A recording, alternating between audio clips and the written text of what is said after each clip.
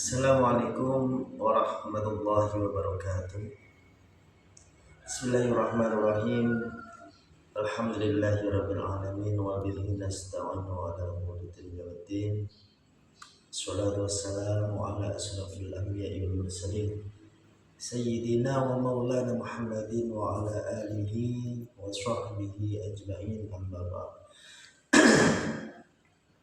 Perkenalkan, nama saya Muhammad Ali Mahsun dari alamat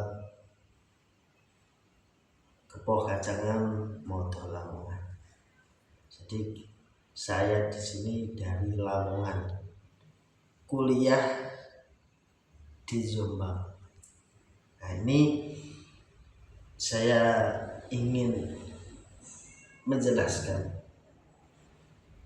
dalam mata kuliah tafsir amali.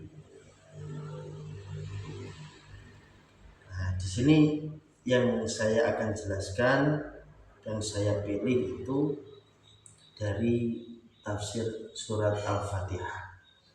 Nah, ini saya akan menjelaskan ayat pertama dari surat Al-Fatihah.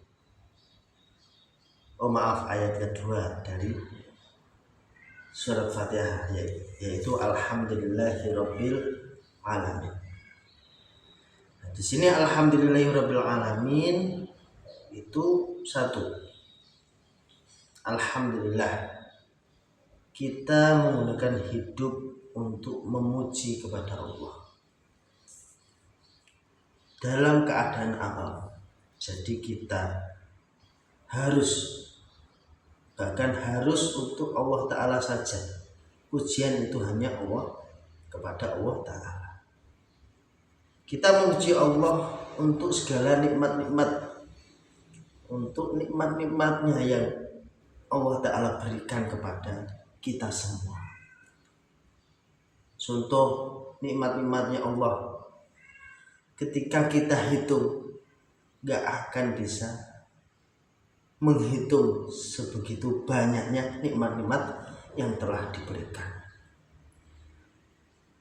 Contoh nikmat-nikmat Allah Ta'ala yaitu kita bisa melihat, kita bisa mendengar, kita bisa berbicara, kita bisa menghirup udara atau menghirup oksigen.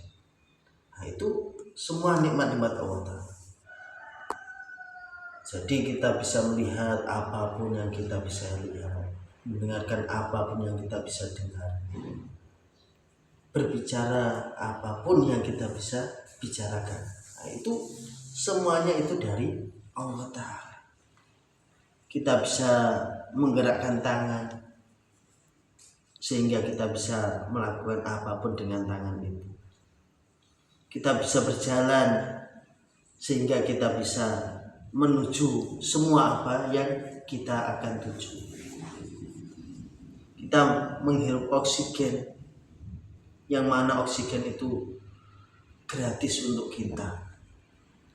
Nah, itu semua nikmat-nikmat Allah Ta'ala yang kita harus syukuri. Jadi kita harus banyak-banyak bersyukur kepada Allah Ta'ala yang memberikan itu semua. Kemudian keterangan dari lillahi, maksudnya itu bagaimana? Satu, hanya pada Allah kita memuji, bukan pada yang lain. Jadi pujian yang sebenarnya itu hanya untuk Allah Ta'ala, tidak untuk yang lain. Jadi kita tidak boleh mengharapkan pujian dari orang lain, karena pujian itu hanya milik Allah. Semisal dagangan kita laku, maka kita memuji Allah yang telah menggerakkan, yang telah menggerakkan orang untuk membeli dagangan kita. Jadi dagangan kita laku, apalagi kalau rame, sangat banyak pembeli.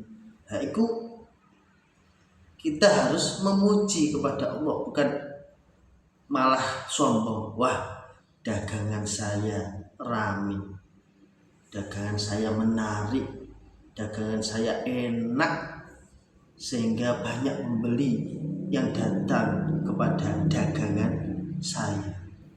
Jangan memuji pada dirinya sendiri, tetapi ingatlah pujian itu hanya milik Allah. Ketika kita membahas banyak pembeli yang datang kepada dagangan kita, berarti kita harus ingat bahwa pembeli-pembeli itu digerakkan oleh Allah untuk membeli dagangan kita. Jadi kita harus memuji kepada Allah saja, Allah semata. Kita merasakan nikmatnya bakso, contoh, maka kita memuji Allah yang menciptakan lidah dan menjadikan lidah yang bisa menikmati bakso, bukan memuji enaknya bakso. Jadi bakso enak, kita rasakan dengan lidah kita, begitu enaknya rasanya bakso.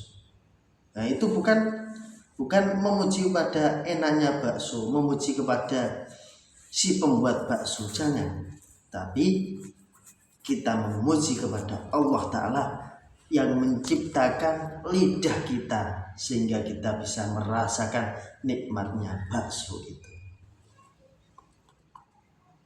2, kita selalu menyadari bahwa yang berhak dipuji itu hanya Allah.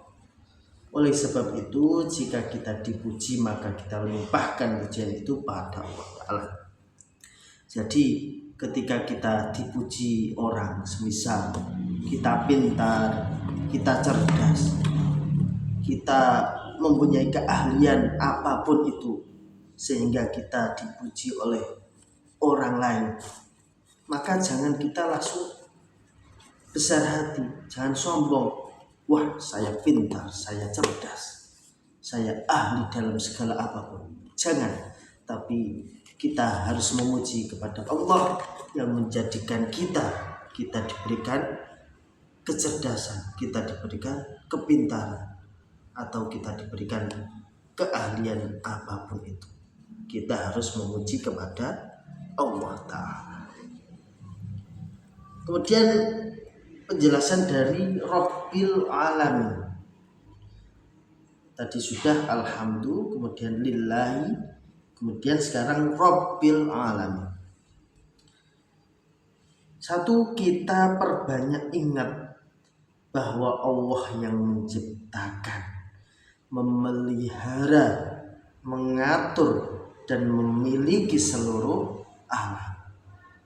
Jadi kita ada, itu Allah Ta'ala yang menjadikan. Kita bisa hidup dengan tenang, bisa hidup dengan berkecukupan. Nah, kita harus ingat Allah lah yang mengatur itu semua. Allah lah yang memelihara kita semua. Kemudian yang kedua, di seluruh alam kita memuji Allah dengan cara memujinya di dunia. Jadi harus kita memperbanyak memuji kepada Allah.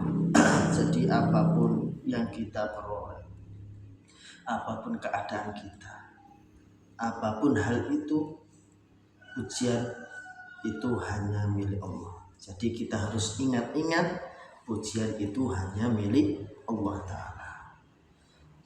Cukup sekian dari saya.